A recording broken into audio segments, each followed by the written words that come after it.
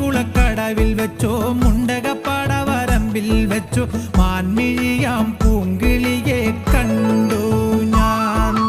കാട്ടുചെമ്പക ചന്തം നല്ല നാട്ടുമഞ്ഞളിൽ ഗന്ധം കണ്ടപ്പോൾ തൊട്ടേ കണ്ണിൽ കണ്ണായി നിന്നവളെ കണ്ണാടിപ്പൂവേ. അമ്പലക്കുളക്കടവിൽ വെച്ചോ മുണ്ടകപ്പാടവരമ്പിൽ വെച്ചോ